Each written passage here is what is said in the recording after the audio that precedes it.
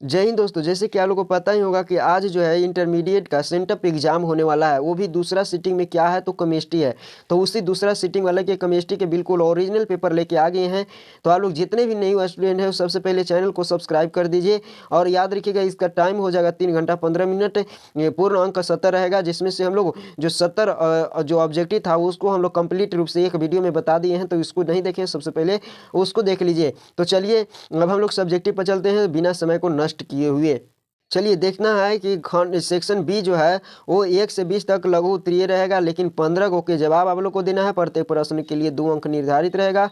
तो पहला आप लोग को आंसर बिल्कुल तत्व जटिल यौगिक का निर्माण क्यों नहीं करता है। दूसरा कहता है कि प्रभावी परमाणु संख्या की व्याख्या करें। प्रभावी परमाणु संख्या की व्याख्या करें। लोहा के 2 अयस्क के नाम लिखे। एल्यूमिनियम धातु के निष्कर्षण के क्रायोलाइट के अयस्क का क्या उपयोग क्यों किया जाता है। इसका इलेक्ट्रॉनिक बढ़ता के बढ़ते क्रम में लिखना है। उसके बाद जो है इसके बारे में इलेक्ट्रॉनिक विन्यास करना है। डीएनए के ये जो है क्या करना है, फिंगरप्रिंट का उपयोगिता के वर्णन करें। आगे ध्यान से देखिए, कहता है निम्नलिखित में से एक एक का उदाहरण देना है। यहाँ पे दोनों को एक एक उदाहरण देना है।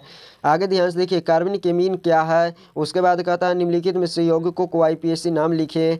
रोजेनमुंड अवकरण क्या है। पॉलीपेंटाबॉन्ड बन किस प्रकार बनाता है। आगे ध्यान से देखिए, कहता है कि नेटवर्क ठोस किसे कहते हैं, एक उदाहरण दे। जो है शॉटकी दोष किसे कहते हैं, उदाहरण के साथ व्याख्या करना है। मूल प्रभाज क्या है।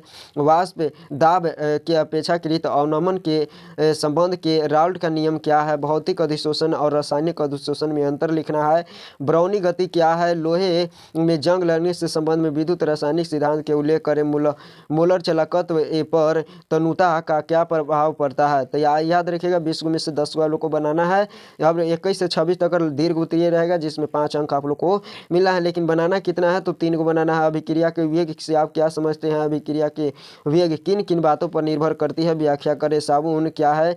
साफ जो है कपड़ा साफ करने की यह किस प्रकार करता है, सफल का कार्य करता है, बताइए। आगे ध्यान से देखिए, कहता है कि हेबर विधि से अमोनिया का निर्माण का सिद्धांत को लिखे। यह कॉपर सल्फेट घोल से किस प्रकार अभिक्रिया करता है। आगे ध्यान से देखिए, कहता है कि प्राइमरी सेकेंडरी और टर्शियरी एल्कोहल से आप क्या समझते हैं, इस कैसे विभेद करेंगे। आगे ध्यान से देखते हैं निम्नलिखित में उदाहरण सहित समझाएं। तो ये 2 को दिया है, इसको उदाहरण के सहित समझाना है। निम्नलिखित में से आईपीएससी नाम लिखना है। तो सारे चीज़ का आईपीएससी नाम आप लोग लिख दीजिएगा। तो आप लोग 26 गो यानी 6 में से आप लोग को बनाना 3 गो है और 3 बनाते हैं 15 नंबर।